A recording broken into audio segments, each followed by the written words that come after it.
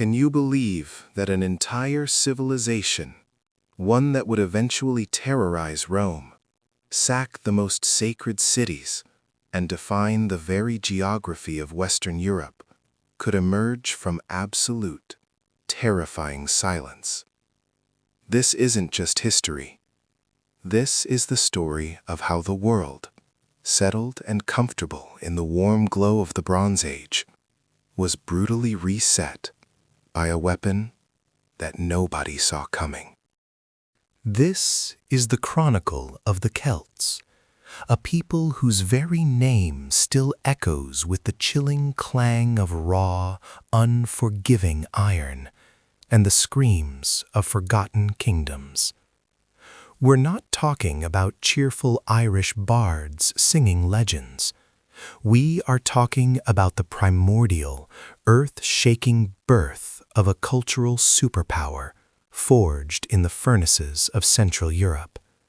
A catastrophe no one alive today can truly comprehend. Imagine a world where bronze, soft and precious, was the height of technology. A stable, predictable epoch stretching across generations. Kings ruled, trade flowed, and life had a rhythm set by the steady hammer of the copper worker. Then, abruptly, that rhythm was shattered, violently and irrevocably, by the discovery of a metal so ubiquitous, so cheap, and so devastatingly hard that it rendered all previous power structures instantly obsolete. Iron. It wasn't just a new metal, it was the apocalypse delivered in the form of a blade. Where bronze required complex trade routes and rare tin deposits, iron was everywhere, waiting to be smelted by anyone with enough fire and enough sheer will. This democratization of devastation meant that suddenly the marginalized, the forest dwellers, the forgotten tribes living high in the Alpine foothills, the people we would eventually call the Celts, were armed, dangerous, and ready to descend upon the established empires like a tidal wave of barbarian fury.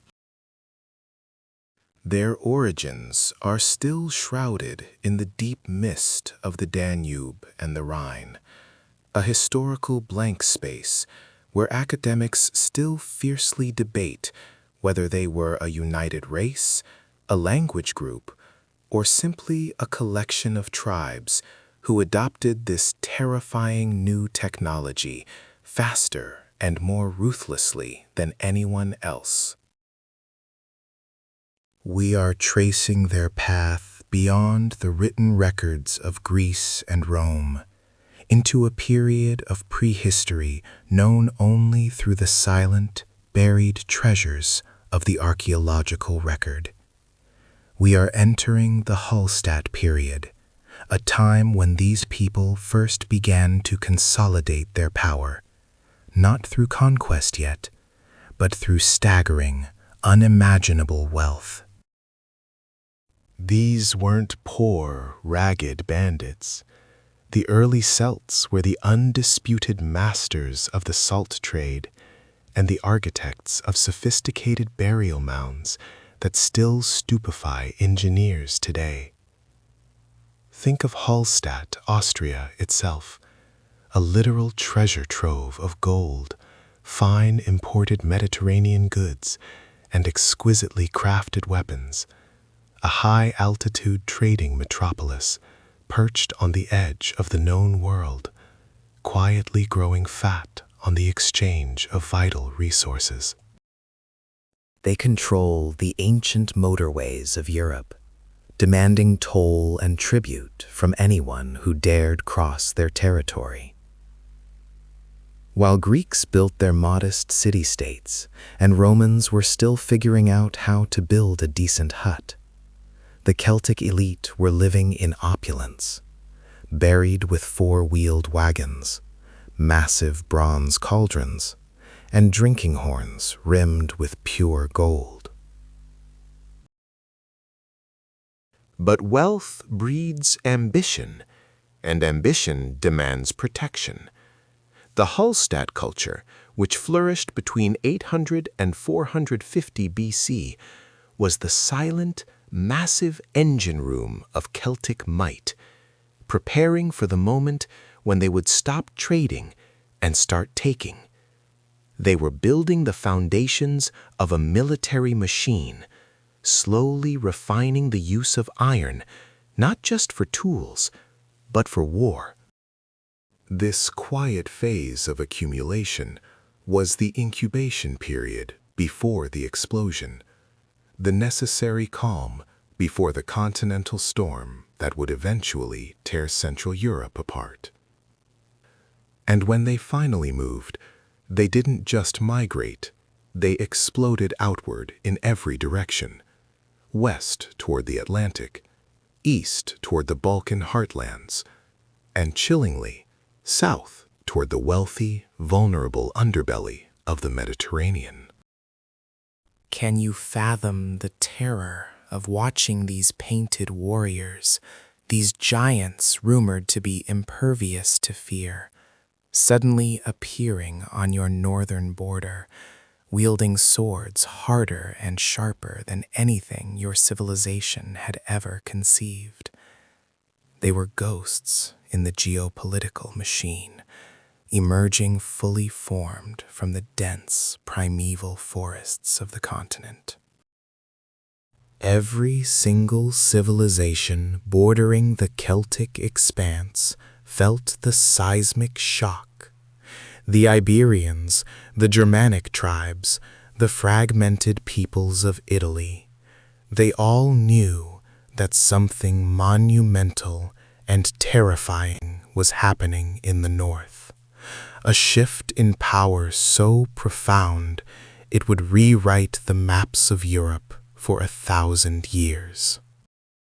But the true inflection point, the moment the mask dropped and the world realized the scale of the horror, was still waiting.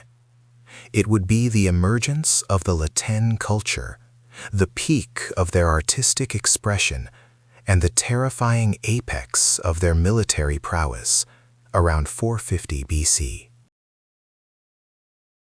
This wasn't just an upgrade. It was a total cultural renaissance, fueled by raw, unchecked power. Their art became fluid, dynamic, and unsettlingly beautiful, adorning the very weapons they used to crush their enemies. They perfected the four-wheeled war chariot, turning the battlefield into a terrifying spectacle of speed and iron carnage. And they turned their eyes toward the greatest prize of all, the rich, ripe, and increasingly arrogant settlements of the Italian peninsula.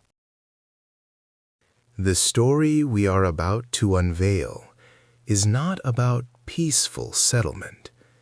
It is about the cold, bloody logic of Iron Age conquest, the rise of Druids wielding political power like a scythe, and the journey of the ultimate barbarian threat. Prepare yourself, because we are diving deep into the silence before the storm, the moment Europe held its breath, waiting for the Celts to finally reveal their true, terrible purpose. The year is roughly 1200 BCE. The old world didn't just fade, it was ripped apart at the seams. For centuries, the empires of the Mediterranean, Mycenaeans, Hittites, had relied on fragile, complex trade routes to bring the essential ingredients of power: copper from Cyprus, tin from Britain. When these routes shattered, it wasn't just an economic crisis.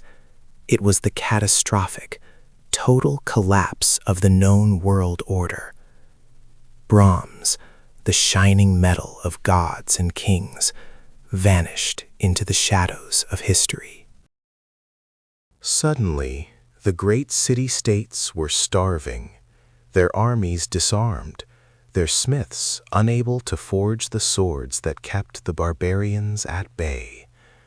A vast, terrifying silence fell over Europe, a period of darkness and desperate migration known only as the Bronze Age collapse, leaving a gaping, bloody wound in the continent's history. But in the desolate, heavily forested lands north of the Alps, something revolutionary and terrifying was stirring, born of necessity and brute force. It wasn't imported. It was wrenched directly from the earth itself, screaming its existence into the void. Iron. This was not the shimmering, aesthetically pleasing, gold-hued bronze of the old lords. This was a black, intractable, demanding metal, born in the blistering, agonizing heat of revolutionary new furnaces.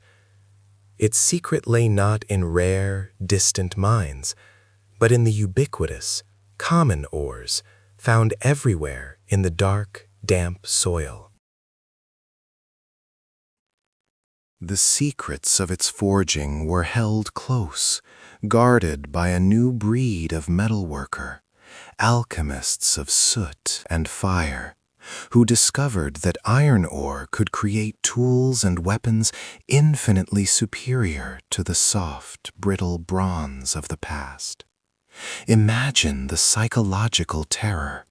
An enemy arrives, and their shield doesn't just deflect your bronze spear, it snaps it clean in two, leaving you defenseless. This technological leap was not mere evolution. It was the thunderclap that inaugurated the Celtic world, the moment they ceased being scattered, vulnerable tribes and began to coalesce into a cohesive, unstoppable force, driven by superior metallurgy and a chilling dedication to warfare. This was the moment the Hallstatt culture, the true cradle of the Celts, was forged in fire and blood, emerging around 800 BCE. The Hallstatt people did not build the sprawling, vulnerable stone cities of the south.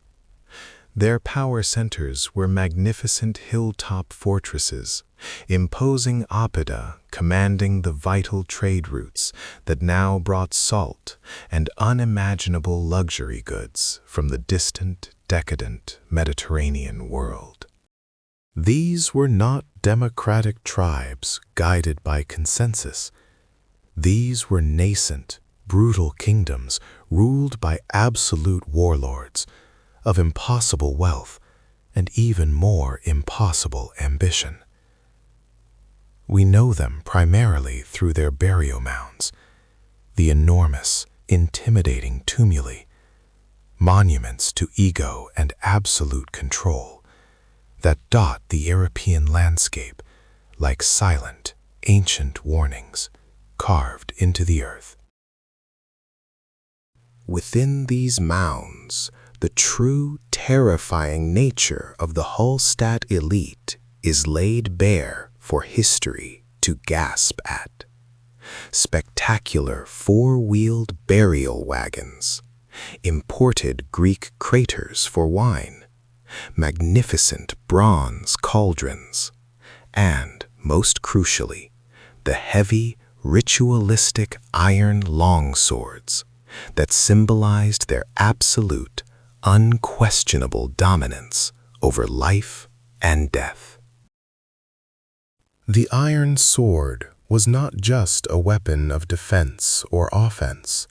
It was a religious object, a terrifying symbol of the chieftain's divine right to rule, forged in the very fires that consumed the old, weak world. These Hallstatt swords were often heavy, sometimes exceeding a meter in length, designed less for skirmish and more for the decisive ritualized duels that settled claims to kingship and demonstrated raw, terrifying power.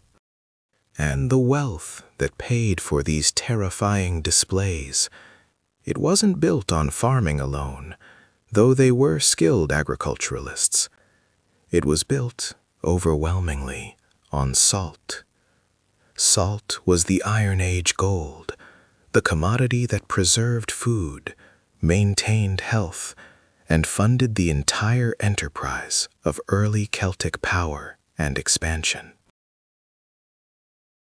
The salt mines of Hallstatt itself, an impossibly rich location nestled high in the Austrian Alps, became the very engine room of this emerging civilization, a subterranean factory churning out the wealth needed to buy influence and maintain the warlords' dazzling, demanding lifestyles.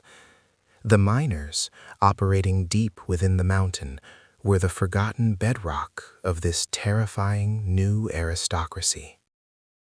As the Hallstatt lords grew richer and exponentially more powerful, their culture began to define itself through unique artistic styles that were instantly recognizable across vast distances. It was a dark, brooding, intensely geometric art, focused on abstract patterns and the stylized, almost alien depiction of animals, especially birds of prey and majestic stags, symbols of the untamable, wild world they inhabited and controlled. This wasn't merely decoration for the wealthy. This was the development of a distinct, shared cultural identity that stretched across vast swaths of Central Europe, from the Rhine to the Danube. They spoke different dialects, perhaps, but they recognized the same terrifying power structures and revered the same ironclad symbols of authority. They were stitched together by the shared visceral terror of the iron sword and the shared luxury of the salt trade, knitting disparate communities into what historical archaeologists now cautiously call the Proto-Celts, the people who would soon remake Europe in their own aggressive image. This burgeoning power did not exist in a vacuum, isolated from the world. It had a terrible, insatiable thirst for the exotic, for the beautiful, fragile artifacts of the more settled Mediterranean world. The Hallstatt chieftains established crucial, violent trade links with the sophisticated Etruscans in Italy and the newly founded Greek colonies along the southern coasts of France. They traded their abundant salt, their valuable furs, vast quantities of raw metals, and endless caravans of slaves. Oh, the endless, disposable supply of captured people, for exotic wine, delicate gold jewelry, and those beautiful, uselessly soft bronze vessels that the old civilizations still inexplicably prized. This was cultural contamination, a violent mingling of the savage, iron-wielding North and the decadent, wine-drinking South. This contact introduced new ideas, new ways of fighting, and a heightened hunger for status symbols that further fueled the internal, ruthless competition among the Hallstatt warlords. The stakes for control of the salt and trade routes were rising exponentially, and the burial mounds grew larger, threatening to touch the very sky, each one a louder declaration of war against the others. But Hallstatt was only the beginning. the rigid, structured adolescence of a civilization destined for explosive, continent-spanning chaos. The rigid geometric patterns and the heavy ceremonial swords were merely the preparatory etchings before the masterpiece of violence that was to come. The vast wealth was accumulating, the trade routes were solidified, and the technology of ironworking was becoming terrifyingly refined, transitioning from cast iron to superior, flexible steel. The stage was set for the explosive expansion that would define the next era, shattering the established boundaries of Europe. Prepare yourself, for the quiet, salt-funded kingdoms of the Hallstatt chieftains were about to dissolve into a frenzy of migration and aggressive war, giving way to the fluid, artistic, and utterly terrifying age of Latin, the true, undeniable, and chaotic rise of the Celts. The silence before the storm is over. The iron sword has been drawn, and its terrible song is echoing across the Alps, preparing to cut Europe in two. The iron sword has been drawn, and its terrible song is echoing across the Alps, preparing to cut Europe in two. But who, exactly, was conducting this deadly symphony? They weren't yet the legendary howling Gauls that would later sack Rome.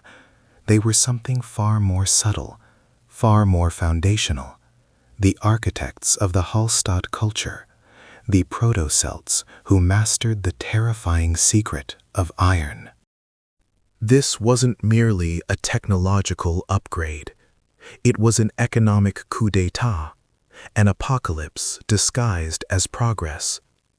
Suddenly, the complex, fragile, continent-spanning supply chains required for bronze, the perilous hunt for rare copper and tin, became laughably obsolete.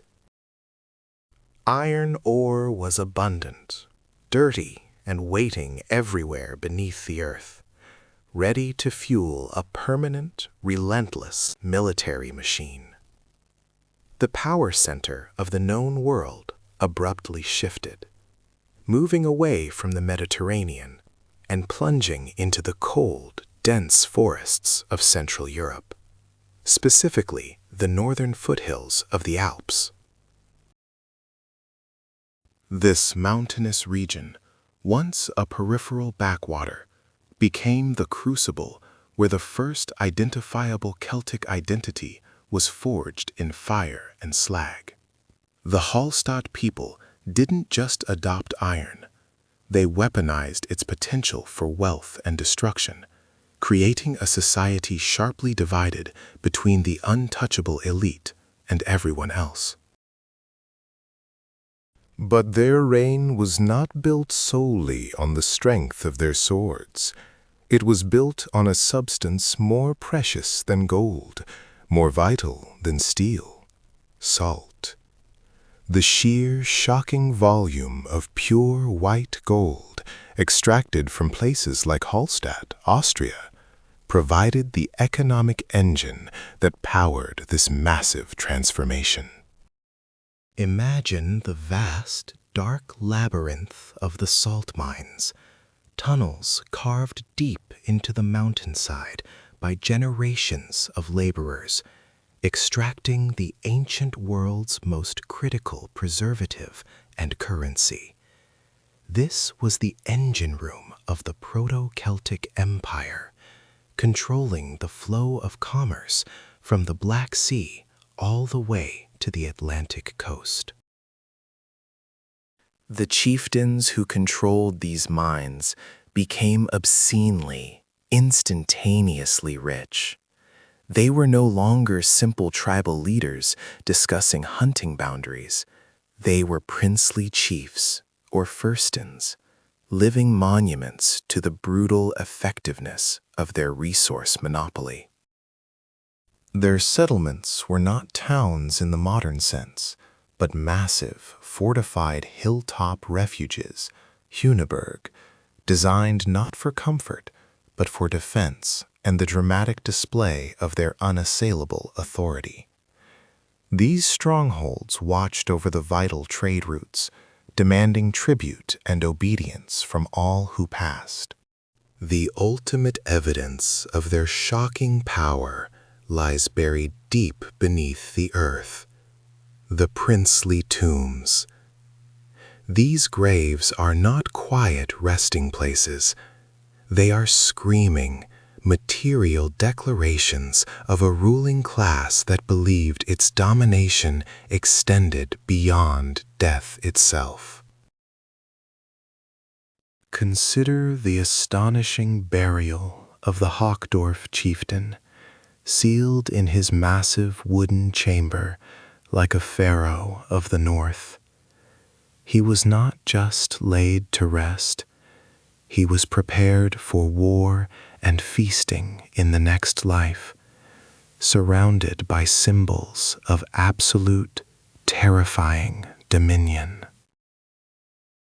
His grave included a massive four-wheeled ceremonial wagon, the ancient world's equivalent of a custom-built luxury war machine, ready to transport him through the underworld. Beside him rested drinking horns capped in pure gold, indicating the lavishness of his imported Mediterranean lifestyle. And the most telling artifact, an enormous bronze cauldron, imported all the way from Greece, large enough to hold hundreds of gallons of fermented honey or wine. This was wealth measured not in local currency, but in the sheer global reach of their trade network, fueled entirely by salt. This era, spanning roughly from 800 BC to 450 BC, represents the true, undeniable, and chaotic beginning of the Celtic cultural dominance. It was a time when the Iron Age warrior became the ultimate predator, cloaked in imported finery but wielding native steel. The Hallstatt warriors wore heavy, elaborate body armor, designed to withstand the blows of inferior bronze weapons, making them virtually impervious to the warfare of the preceding age. They mastered the long iron sword, perfect for the slashing, mounted cavalry attacks they favored in the dense European forests. Their sudden, devastating advantage led to rapid cultural diffusion. The Hallstatt influence didn't just spread through conquest. It spread because every neighboring tribe recognized the brutal, life-or-death necessity of adopting the technologies and organization of the Iron Masters. Assimilation was often the only path to survival. Tribes across Bohemia, Bavaria, and eastern France began to mimic the Hallstatt elites, adopting their elaborate burial rituals, their distinctive geometric art patterns, and, most critically, their metallurgy. The world was shrinking, connected by aggressive trade and the shadow of the iron sword. The Hallstatt legacy was establishing the template for Celtic society. Decentralized political power residing in fearsome warrior aristocracies, driven by trade wealth and obsessed with martial prowess. They were the first wave, the foundation layer of a civilization destined to collide violently with every other major power on the European stage. The Salt Kings laid the groundwork for the later, wilder age, an era that would see the emergence of the true, fearsome, and expansionist Latane Celts. But first, The Hallstatt power structure had to endure its own internal pressures and external threats. The vast wealth concentrated in these alpine fortresses inevitably drew the attention of ambitious younger generations and rival chiefdoms. The stage was set for the next, even bloodier act of transformation. The princely chiefs had built their iron kingdom high on the hilltops, but that height only made them a bigger target. The silence of the Hallstatt mines was about to be broken by the clang of a new, faster, and far more artistic form of Celtic warfare, pushing the entire continent toward the brink of constant conflict. The wealth that built their graves would soon become the prize sought by the fierce, restless warriors rising up from the periphery, ready to inherit the Iron Crown. The time of the silent, rich elite was fading. The time of the screeching, painted warbands was dawning. The bronze kings, still clutching their ornamental scepters, watched their world dissolve into slag and smoke. The new metal demanded a brutal initiation, a scorching baptism by fire that few ancient lineages survived. The very landscape seemed to ripple under the heat of 1,000 new forges, hammering out not just tools, but destiny itself. This was the moment the old gods looked away, terrified by the sheer, unbridled ambition of man and his new weapon. And from the swirling chaos, a new order coalesced, ruthless and magnificent, the Hallstatt culture. They didn't just survive the iron apocalypse, they mastered it. Their true power source wasn't just iron ore, it was white gold, salt.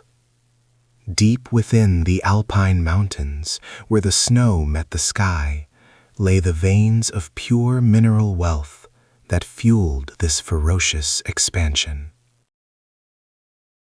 Controlling the vast, ancient salt mines meant controlling the very lifeblood of the continent, financing armies far faster and wider than any previous chiefdom could ever imagine. Salt was preservation, currency, and power. Iron was the enforcement mechanism. The Twin Keys unlocked an era of unparalleled, though short-lived, splendor, built entirely on resource control. The warriors of Hallstatt were not farmers called to arms. They were professional, terrifyingly dedicated soldiers who lived and died by the weight of their iron blades. Their social status was calculated not in acres of wheat, but in polished iron, the shimmer of imported amber beads, and the glint of Baltic gold. When these great chieftains, the Fürsten, the princes, died, the world stopped to witness their departure, a ceremony of terrifying finality.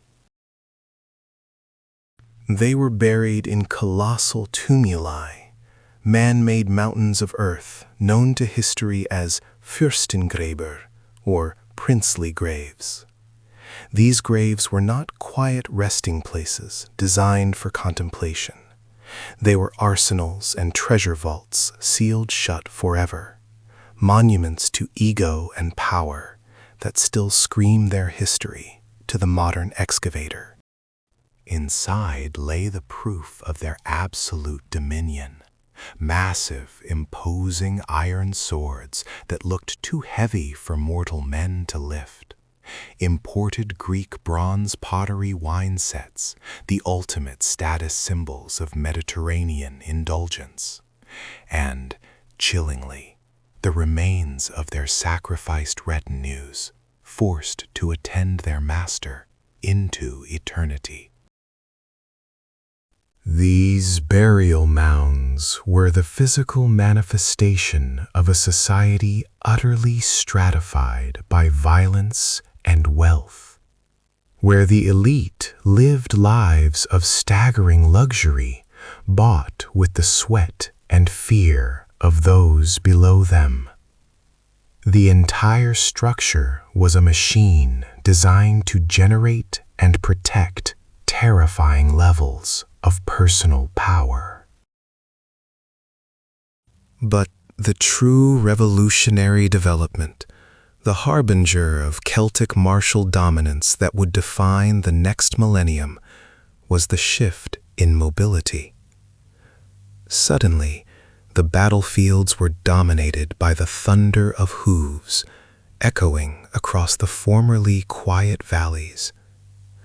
While the Bronze Age had relied on slow, cumbersome ox carts, the Hallstatt elite introduced the high-speed, lightweight chariot, a dizzying, terrifying platform for elite archers and spear throwers. Imagine the shockwave that this innovation delivered.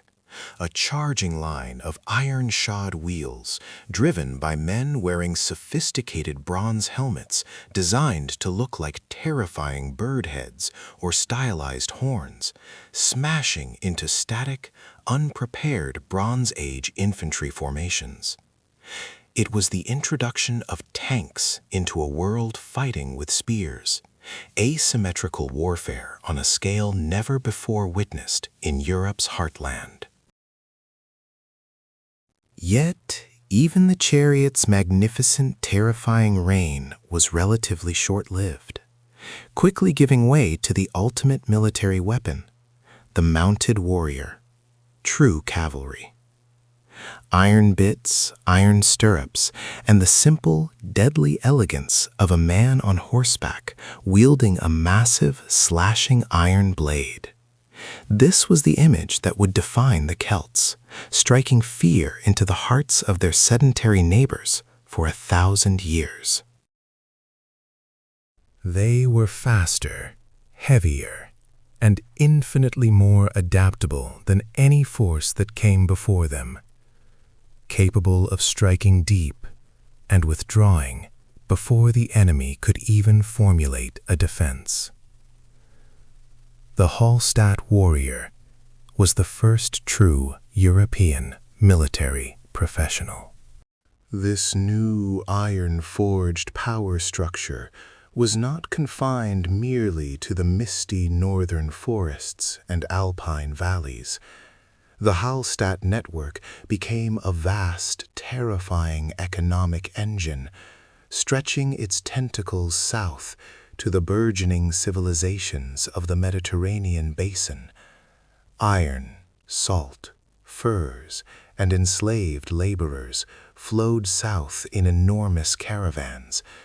In return, precious wine, fine gold jewelry, and the intellectual luxuries of the Greek and Etruscan worlds flowed north. This cross-pollination wasn't a peaceful handshake between equals. It was a transactional relationship enforced by the undeniable threat of organized professional violence and the sight of those massive iron swords. The Celts were not merely polite trading partners. They were the demanding, heavily armed gatekeepers of Central European resources, dictating terms from a position of absolute martial strength. They took what they wanted, paid for what they respected, and crushed anyone who dared to challenge their monopoly over the trade routes feeding the hungry Mediterranean markets. Their influence was felt from the Black Sea to the Atlantic Ocean, a hidden empire built on smelting, aggression, and the white shimmer of salt. Yet, even the seemingly unbreakable armor of the Hallstatt elite began to show cracks under the strain of its own ambition. Their rigid, centralized control, so dependent on the stability of the Alpine salt trade and the singular power of the Fürsten, was inherently vulnerable to internal pressures and external innovation. Power, like the molten iron they forged, was always seeking a new, more adaptable vessel. As the centuries rolled on, roughly around 450 BC, a new, more refined, a massive shift in cultural focus. This pivotal cultural change was marked by an explosion of refined, sophisticated art, curved, flowing, abstract lines that celebrated movement, mythology, and spiritual depth, rather than static, intimidating wealth. The heavy, brutal, intimidating swords of the Hallstatt era began to give way to lighter, faster, more intricately decorated blades, crafted not just for brute force, but for dazzling, acrobatic combat. The age of the solemn, rigid, resource-controlling prince was drawing to a close, replaced by the wild, unpredictable, highly individualized energy of the Latine warrior. The Celtic world was about to trade its grim iron crown for a wreath of stylized gold and abstract terror, moving from the shadow of the mountains into the blinding glare of recorded history itself. This new phase would see the Celts finally burst out of their Central European homeland, not just trading with the Mediterranean, but marching right into its very heart, seeking confrontation with the giants and established empires of the ancient world. The stage was set for the true, terrifying expansion of the Gauls, the Galatians, and the Britons, the tribes of Latine. The transition from the austere, powerful Hallstatt culture was not a gentle sunrise, but a violent, blinding supernova. Suddenly, the entire Central European landscape, from the Rhine to the Danube, was engulfed in a new, terrifying light, Latine. If Hallstatt was the engineer of the Iron Age, Latine was the unstoppable, relentless engine of its expansion, driven by a fusion of savage bravery and unprecedented artistic refinement. This was the moment the Celt stopped being a whisper in the north and became a continental scream, echoing across the rich, fragile civilizations of the Mediterranean world. The Iron Masters had perfected their craft, moving beyond the simple geometry of their ancestors. Their art now flowed with dizzying, terrifying spirals, torques of twisted gold that looked like serpents, and stylized masks that seemed to laugh maniacally at the concept of order. This swirling, almost psychedelic aesthetic was an outward manifestation of the internal energy and chaos they were about to unleash upon the world. They were not merely invaders, they were cultural terrorists whose style captivated and repelled in equal measure. The Hallstatt kings had relied on the four-wheeled ceremonial wagon. The Latine warriors perfected the two-wheeled war chariot, a dizzying blur of speed and slashing iron that turned open battlefields into meat grinders. These chariots, especially those used by the tribes pressing toward the British Isles and those moving south, provided a level of shock and awe that no established army had yet encountered. Imagine the psychological terror, the rattling wheels, the war horns, the blur of the rider, and then the sudden, devastating impact. And their greatest weapon, forged in the relentless fires of the Iron Revolution, was the long sword. Not the short, stabbing blade of the Greeks or the early Romans, but a massive, two-edged weapon built for hacking, slashing, and severing limbs. These swords necessitated a different fighting style, favoring individual prowess, terrifying charges, and the sheer, overwhelming power of massed, fearless momentum. Their warriors often fought in a state of religious ecstasy, sometimes even naked, adorned only with their spectacular torques, challenging the gods themselves to strike them down. This expansion was not random migration. It was a targeted movement toward wealth. The eyes of the Boii, the Sonomis, the Insabris, and countless other tribes turned south, toward the soft underbelly of the Italian peninsula. Italy, with its Etruscan cities gleaming with bronze and gold, and its burgeoning, arrogant little settlement called Rome, was a prize too rich to ignore. The Alps, once an impenetrable barrier, became merely a steep inconvenience for the ambitious, iron-willed Gauls. The first great wave hit the Po Valley with the force of a tidal wave around 400 BCE. The sophisticated Etruscans, who had grown fat on Mediterranean trade and artistic pursuits, were utterly unprepared for this elemental force. Their bronze armor and disciplined phalanxes melted away before the screaming, iron-clad shock troops of the Gauls. City after city fell, their wealth stripped, their populations scattered, and the rich farmland converted into the terrifying new homeland of the invaders, soon to be known as Cisalpine Gaul. But the true target, the one that would etch the name Celt into the very bedrock of history and Roman fear, lay further south. It was a confrontation that would define the next 4 centuries of Mediterranean warfare.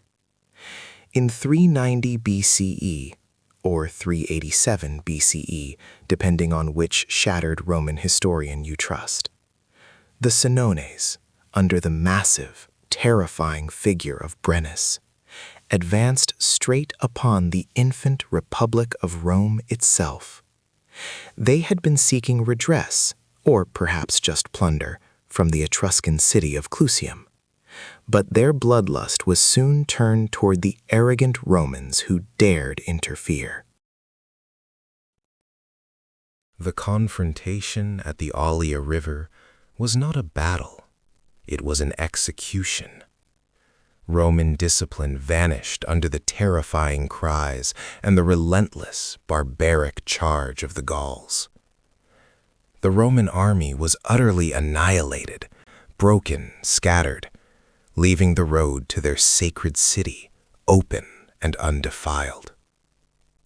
The shock was absolute.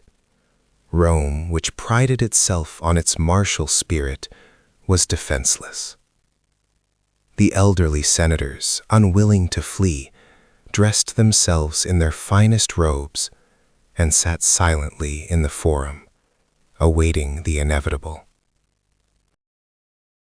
Brennus and his warriors entered the sacred gates. This was not a quick raid. This was the systematic, terrifying devastation of the city. The Gauls were disappointed by the lack of immediate gold, and in their fury they sacked, burned, and desecrated the city for 7 agonizing months.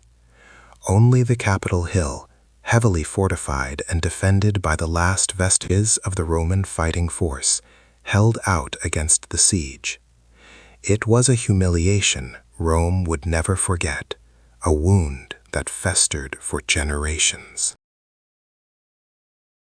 Legend claims the entire stronghold was saved only by the cacophony of the sacred geese, whose frantic honking alerted the weary defenders to a sneak attack by the Gauls scrambling up the steep slope.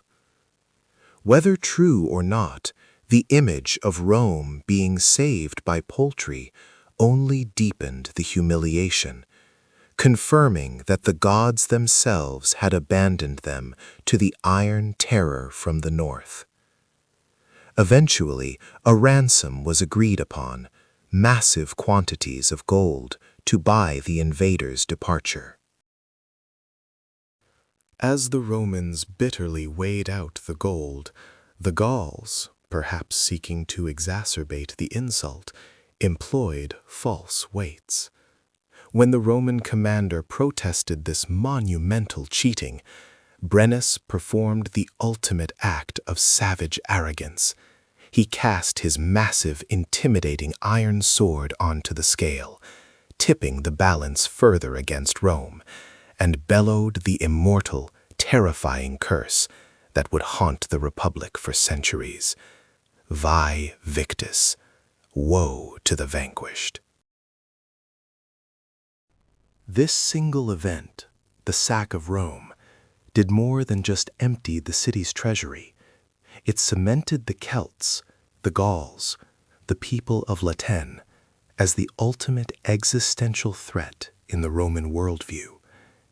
They were the barbarians defined, unpredictable, terrifyingly brave, greedy, and capable of striking at the very heart of civilization.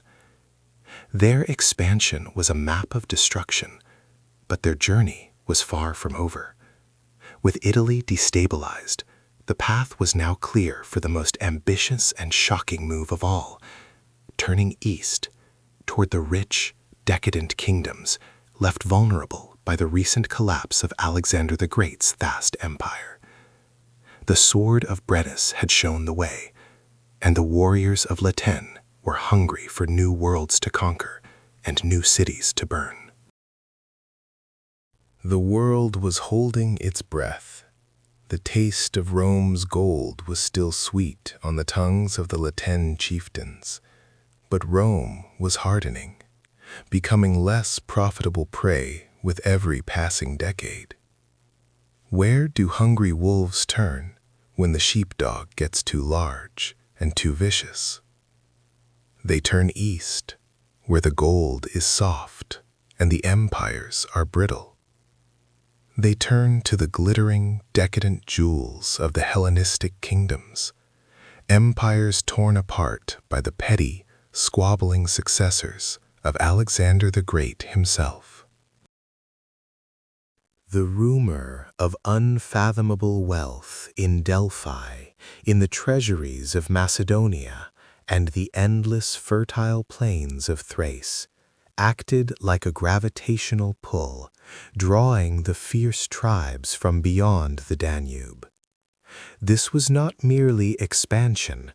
This was the fever of gold driving a mass migration, the entire force of Celtic ingenuity and violence aimed directly at the soft underbelly of civilization.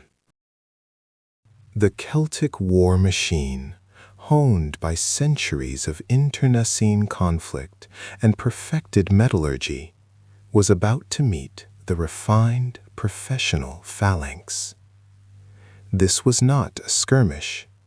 This was the hammer blow of history, aimed directly at the foundations of the Greek world, promising total destruction and unfathomable riches.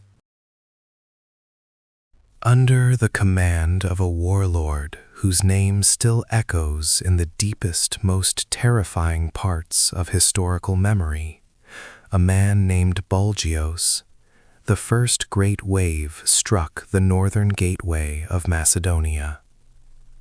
The Macedonians, still recovering from decades of exhausting civil strife following the collapse of the central Antigonid power, were caught utterly flat-footed. They had forgotten how to fight a foe that didn't march in perfect, predictable squares, a foe that used the forest as cover and sheer animalistic terror as its primary weapon. Bulgios did not seek to rule the cities. He sought only to plunder, to shatter the very foundations of the Antigonid dynasty that had inherited Alexander's power. The disciplined Greek heavy infantry, the bearers of the impossibly long sarissa, found themselves facing a foe whose terrifying, naked war cries, the cries alone, vibrating across the battlefield, were enough to cause men to break formation before the swords even met flesh. The man who desperately tried to stand against this tsunami was Ptolemy Karaunos, the Thunderbolt, king of Macedon, and a living legend himself, the stepson of the great general Antipater. He thought his powerful lineage and his fearsome nickname would be enough to intimidate these painted barbarians. He was fatally, tragically wrong. In the fateful year of 279 BCE, Bulgios's forces cornered the Macedonian army.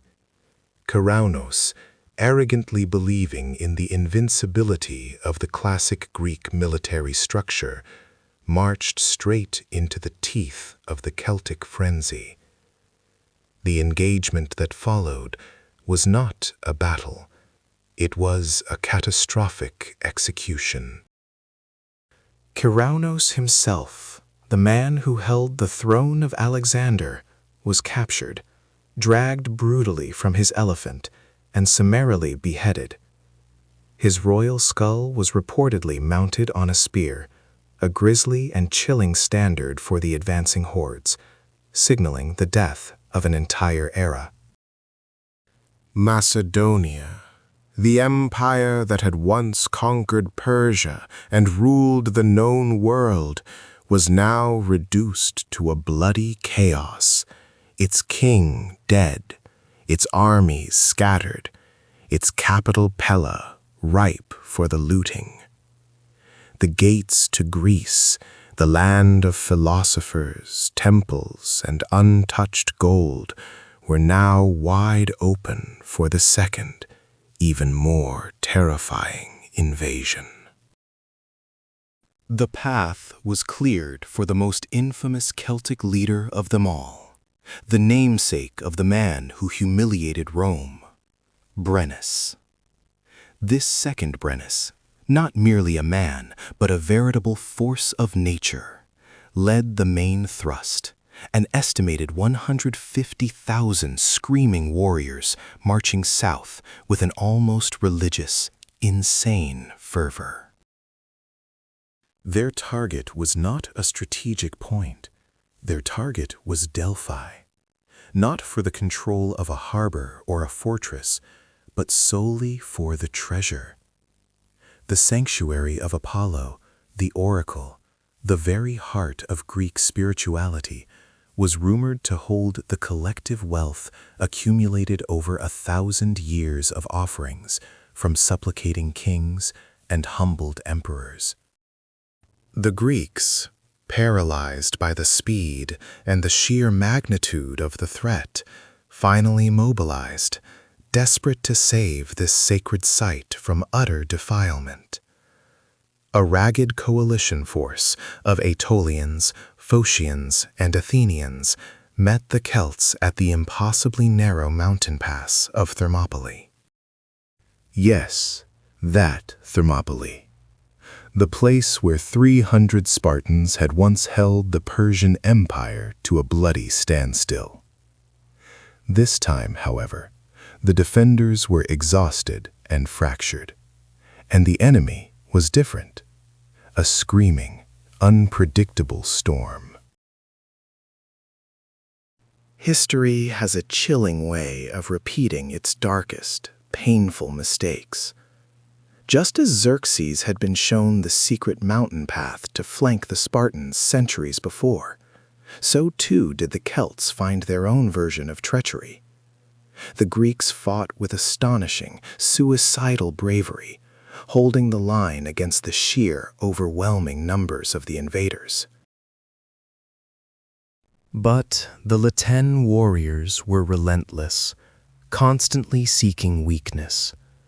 Finding a hidden goat path over the mountains, or perhaps guided by treacherous local knowledge provided by a disgruntled local, the Celts successfully outflanked the main Greek force. The defenders were forced to scatter in despair and terror, watching helplessly as the savage advance continued, hurtling toward the unprotected heart of their sacred world. Delphi lay exposed, its gold gleaming under the merciless sun, waiting for the inevitable, cataclysmic disaster. The assault on Delphi was a nightmare of pure greed and unimaginable violence. The Celts, screaming their war chants, charged the complex structures. The priests and the few remaining citizens prayed for divine intervention, and the legends maintain they received it. As Brennus's men attempted to breach the sacred temple enclosures, a terrifying, abrupt storm descended from the heights of Mount Parnassus. Hail the size of human fists rained down, coupled with violent earth tremors, and a sudden, supernatural, bone-chilling cold. The Celts, already unnerved by the foreign landscape and the strange, palpable power of the oracle, believed the god Apollo himself had risen in terrifying wrath to defend his shrine.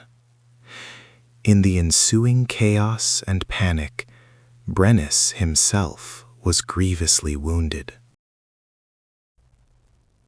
Some accounts claim he was struck by Apollo's legendary lightning. Others, more soberly, suggest he was hit by a heavy rock or a spear during the desperate defense. Mortally wounded and facing a total collapse of morale among his fearful troops, Brennus was forced to order a devastating, bloody retreat back north. The invasion failed to secure the colossal treasure of Delphi, but it permanently and irrevocably altered the map of the ancient world. The Celts, however, did not simply vanish back into the western forests. They were too numerous, too entrenched, and too addicted to the wealth of the East. Many groups, having tasted the riches of the Balkans, refused to go back to the damp, miserable forests of Gaul. Instead, they carved out new, terrifying territories.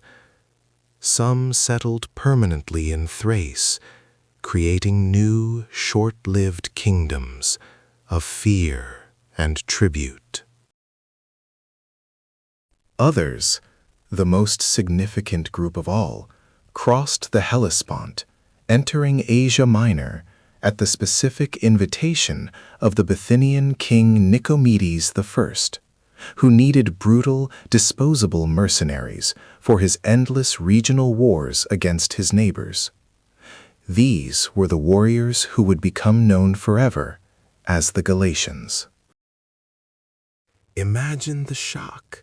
Celts, often fighting naked save for their massive gold torques, battling fiercely on horseback in the very heart of Anatolia, the historical land of the Hittites and Phrygians. They seized control of a vast, rich territory in Central Asia Minor, demanding crippling tribute from every surrounding kingdom, including the mighty Seleucid Empire. The world was now fundamentally and violently changed. Celtic warriors who had started on the isolated fringes of Europe were now ruling powerful, terrifying states from the Atlantic shores of Iberia to the high central plateau of modern-day Turkey. This was the true, violent zenith of Celtic power, a global network sustained by iron and fear, before the inevitable, terrifying rise of the final, decisive enemy, Rome, who had been quietly watching, learning, and hardening for revenge.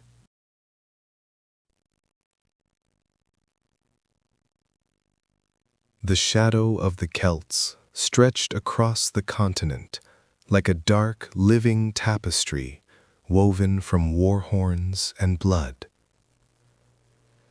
They had achieved what no Bronze Age kingdom ever truly could: unity through shared violence, a cultural hegemony that spanned from the Atlantic mists of Hibernia all the way eastward to the dusty plains of Anatolia. The terrifying Galatians, who carved out their own splinter kingdom far from their northern roots, a testament to the sheer migratory force of the iron-wielding people. The Celts were the undisputed masters of the Iron Road, and their very name, Keltoi or Gali, was whispered in temples and market squares across the known world, a curse and a warning simultaneously. Their reputation preceded them, a psychic weapon as potent as their razor-sharp spatha swords, ensuring that often the enemy scattered before the first chariot wheel had even finished turning.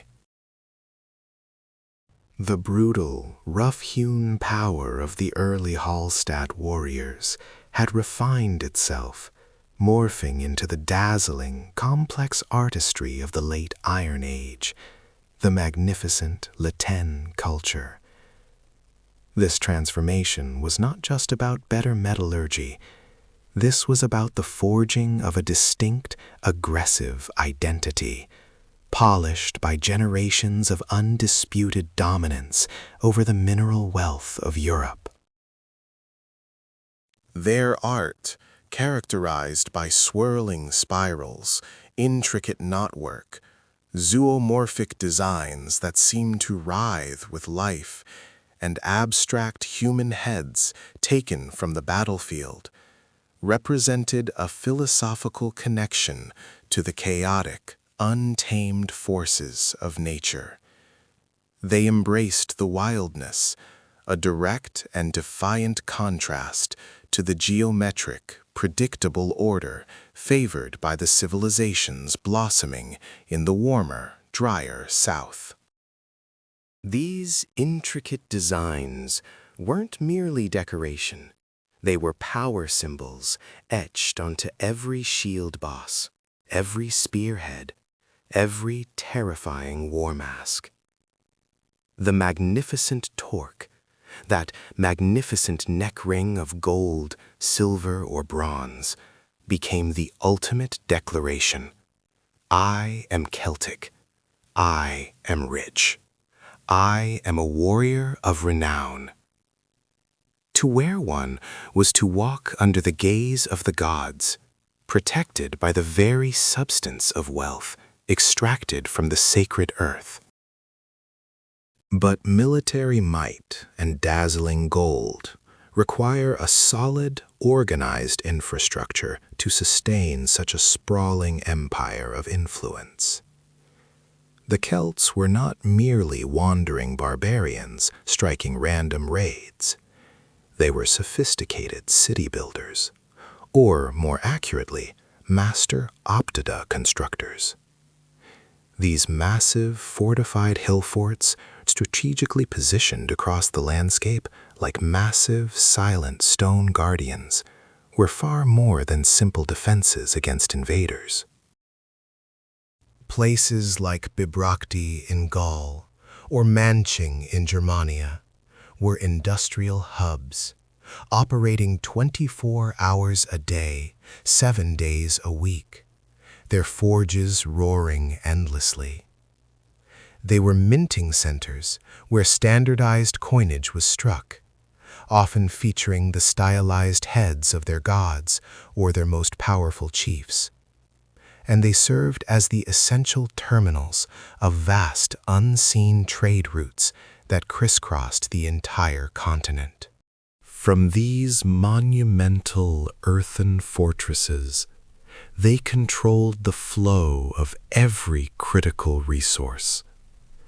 Amber from the far-off Baltic Sea, essential tin necessary for bronze working, which they still traded heavily, from the mists of Cornwall, vital salt from the interior, and countless slaves taken from their endless conquests funneled down to the Mediterranean markets.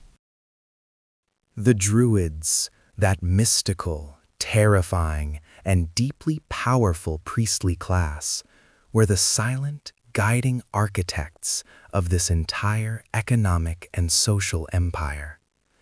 They were the ultimate authority, arbitrating disputes, preserving astronomical knowledge passed down through generations of oral history, and ensuring that the sacred laws of the land were never broken, lest the gods turn their precious iron weapons to dust and curse their harvests. Then knowledge was passed down orally, a terrifying secret kept secure within the sacred groves and deep forest sanctuaries, making them untouchable and absolutely indispensable to the warring chiefs. They were the living libraries of an illiterate yet deeply sophisticated society, holding the keys to the past and the future, ensuring cultural continuity across disparate tribes. Yet, even at the absolute pinnacle of their power and influence, the first tremors of a catastrophic collapse were already being felt, not from within the warring tribes, but from the hot, unforgiving Mediterranean basin far to the south. Down below the rugged Alps, two titans were locked in a death struggle. Carthage, the merchant empire built on sea trade, and Rome, the relentless, growing republic built on cold, hard discipline and agricultural wealth. The Celts, particularly the Cisalpine Gauls, who occupied the rich, fertile Po Valley, had long been a massive, destabilizing force for Rome, culminating in the ultimate, unforgivable humiliation, the sack of the Eternal City itself, centuries earlier, an insult Rome had never forgotten and absolutely could not forgive.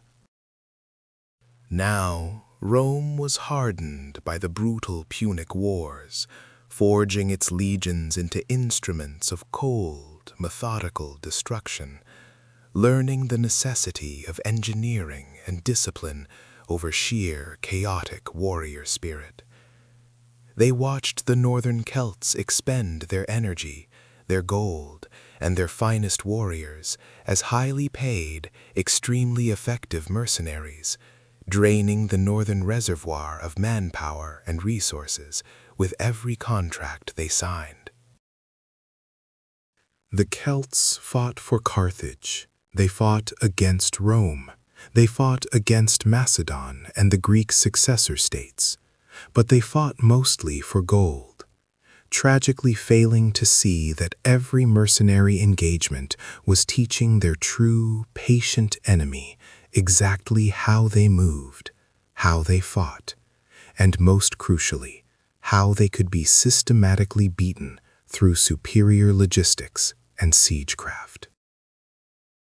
The powerful, magnificent tribes, the Aedui, the Arverni, the Belgae, the Helvetii, were dangerously focused on their internal rivalries and the magnificent display of their own localized wealth, too proud to recognize the unified existential threat gathering south of the Alps. They saw Rome as just another soft, wealthy city-state to be plundered, not as a political and military machine designed with the sole purpose of absorbing and obliterating entire cultures. The stage was now meticulously set for the swift, brutal arrival of the man whose ego, ambition, and terrifying military genius would finally pierce the heart of the Celtic world and bring their golden age crashing down. Julius Caesar.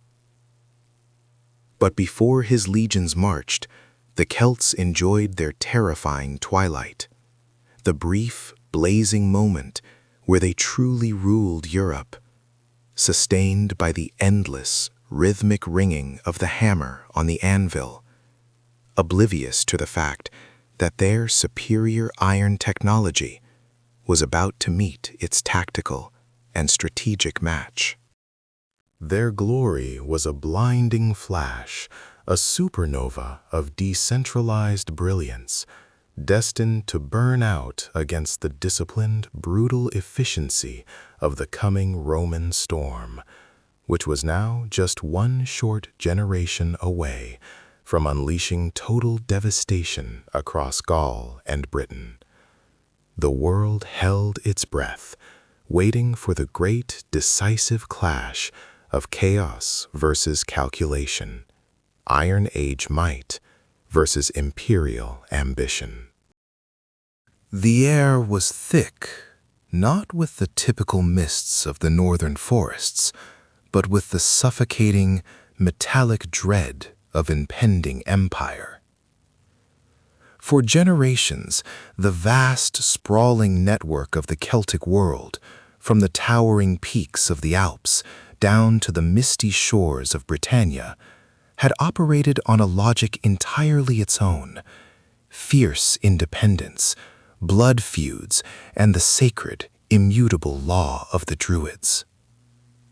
But that ancient, organic rhythm was about to be obliterated by the measured, relentless, and terrifyingly efficient marching of iron-clad legionaries, a force that knew nothing of honor and everything of conquest. The whispers traveled faster than any courier horse, echoing through the massive timber gates of the hill forts. The South was moving. The eagle was hungry. It was no longer a distant threat sung about by bards. It was a physical, palpable weight pressing down on the consciousness of every chieftain, every farmer, every blacksmith, hammering the last desperate weapons of defense. The focal point of this desperate, last-stand resistance coalesced in the northeast, among the tribes known collectively as the Belgae. These were not the contemplative poets and philosophical settlers of the older central Hallstatt cultures. These were hardened, ruthless military innovators, the shock troops and technological vanguard of the final Celtic era. They possessed a terrifying hybridity, mixing the established Gallic ferocity with the rugged, seafaring grit and stubborn resilience of the northern islands, acting as the crucial, terrifying bridge between continental Europe and the vast, mysterious lands of Britain. Their defensive structures, their grand oppida, which were simultaneously fortresses, capitals, and burgeoning economic hubs were becoming monstrous urban centers, fortified with ramparts of timber and earth and stone, utilizing the ingenious, almost apocalyptic defensive technology known as the Murus Gallicus. This was not a simple wall. It was a layered, cellular defense system, a dark, towering majesty of massive timber beams crisscrossed, fronted with stone and rubble, designed to absorb and deflect the most brutal Roman siege engines and to frustrate the highly specialized tactics of the sappers. Even the most disciplined Roman engineers hesitated before its black, impenetrable face, knowing that attempting to breach it meant fighting not just the defenders, but the architecture itself, a deadly maze of concealed obstacles and interlocking strength. And then there was the sight that guaranteed pure, unadulterated terror on the battlefield: the perfected Celtic chariot. This was not merely a fast transport for high-ranking officers. It was a mobile platform of pure kinetic chaos, an Iron Age tank tearing across the landscape, shattering any semblance of ordered formation. The Belbay perfected its use, the specialized, highly trained driver and the warrior working in seamless, terrifying tandem, the iron-rimmed wheels churning the soft earth into a muddy ruin, creating a visual and auditory nightmare that broke the nerves of men accustomed to fighting on foot. They would streak across the field, appearing instantaneously out of the dust, hurling specialized, weighted javelins with deadly precision, disrupting the tightly packed Roman cohorts, then leap off to fight hand-to-hand with impossible speed and ferocity, only to dart back onto the moving vehicle, disappearing into the dust cloud they created before the enemy could recover. It was psychological warfare perfected, designed specifically to shatter the rigid, geometric discipline that was the very foundation of the Roman battle line, reducing their proud formations into panicked, scattered individuals. The sheer, guttural noise of the charge, the thundering of hooves, the shrieking of the warriors, the rhythmic clatter of the iron-shod wheels. It was a symphony of approaching death that required an inhuman amount of courage to face. But the war machine required more than refined iron and deadly logistics. It demanded soul. The Druids, the spiritual architects, judges, and high-level strategic advisors of the Celtic world, were mobilizing their power base. Their influence, normally reserved for arbitration, astronomical calculation, and sacred rites of the harvest, was now focused entirely on fueling the collective will for catastrophic survival. They performed ancient, terrifying rituals on the eve of battle, sometimes involving human sacrifice, though often grossly exaggerated by Roman propagandists. The terror was real enough, invoking the primal, chaotic gods of war: Tyrannus, the Thunderer, whose wrath could shatter mountains, and Teutates, the fearsome god of the tribe, who demanded allegiance unto death. The warriors entering the fray were not just fighting for territory or treasure. They were fighting with the divine mandate, believing absolutely that death in glorious battle secured them instant, guaranteed passage to the other world, sidestepping the long, shadowy wait. This belief transformed every skirmish into a sacred, fanatical crusade, turning every Celtic warrior into a potential martyr willing to commit unthinkable acts of bravery and sheer violence. Yet for all their localized might, for all their technological mastery of iron, and for the profound psychological advantage of their terrifying, religiously charged battle cries, the Celtic tribes suffered from a profound, congenital, and ultimately fatal flaw, a devastating inability to maintain unified, overarching command. They were not a nation. They were a vibrant, fierce, and utterly unmanageable kaleidoscope of powerful, fiercely independent kings and chieftains. Aedui versus Sequani, Britain versus Gael, Parisii versus Carnutes. The tribal feuds and localized vendettas that had defined their history were now gnawing at the very foundations of their defense, like rats eating the critical ropes of a sinking ship. The Roman strategy, cold, logical, and inhumanly calculating, relied entirely on exploiting these ancient resentments and the insatiable greed of minor power brokers.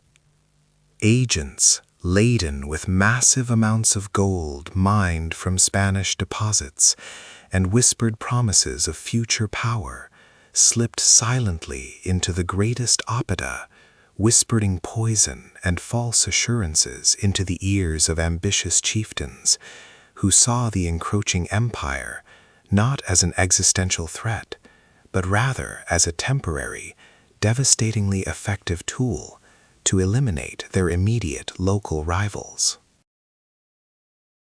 The scale of this impending conflict was staggering. It wasn't just a battle for a border region. It was the entire known world of the West preparing to tear itself apart in one final, cataclysmic act of destruction.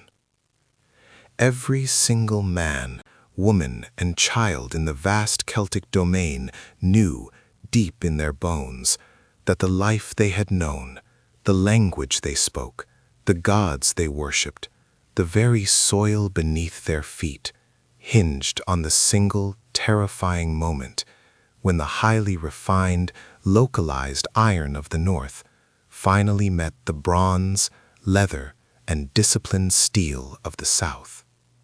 The whole of Gaul and Britain became one massive, vibrating bowstring, pulled taut to the absolute breaking point, awaiting the catastrophic release of total war. But the most infamous tool, the one that broke the most steadfast vows of secrecy, was the slow burn. Templars' feet were secured in iron boots and slowly heated over glowing coals, reducing flesh and bone to charred ruin. Men who had faced down armies for decades were broken in hours. Pain, absolute and overwhelming, is the ultimate leveler. The proudest, most devout warrior will confess to anything, even to worshipping a goat-headed idol, when his physical form is systematically being destroyed by the very crown he swore to protect.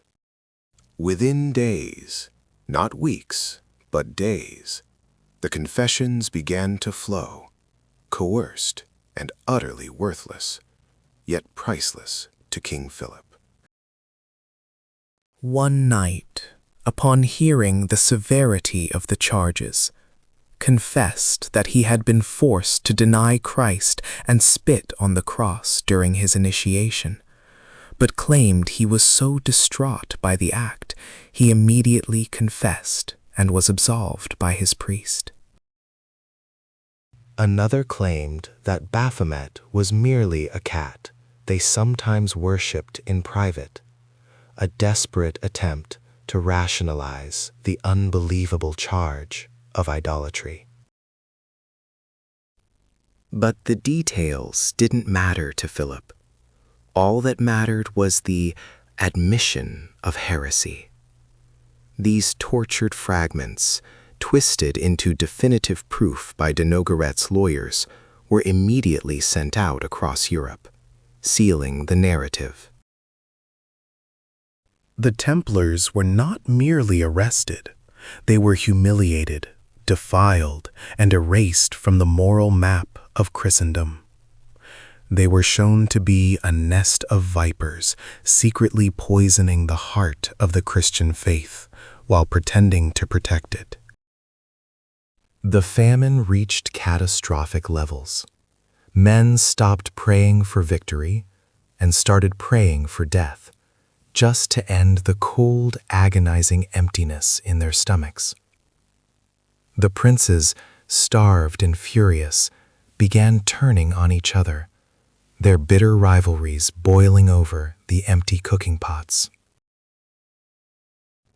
The stage was now set for the next horrifying act, the public trials, the retraction of confessions by the few brave souls who survived the initial torture, and the inevitable, fiery reckoning that would cement Friday the 13th in the collective unconscious as a day of pure, unadulterated dread. The Templars' greatest tragedy was just beginning. The most devastating blow, however, came not from the impenetrable walls of Antioch, but from within the ranks of the supposed leaders. Stephen of Blois, a man who had sworn the most sacred oath to God in Clermont, finally broke. He was a brilliant letter writer, a man of refined tastes, but a spectacular failure as a true warrior. He looked at the endless frozen siege, the dying men, and the insurmountable walls, and his aristocratic resolve finally crumbled into dust and despair. Convinced the entire Christian enterprise was a hopeless catastrophe ordained for destruction, he made the decision that would forever stain his name.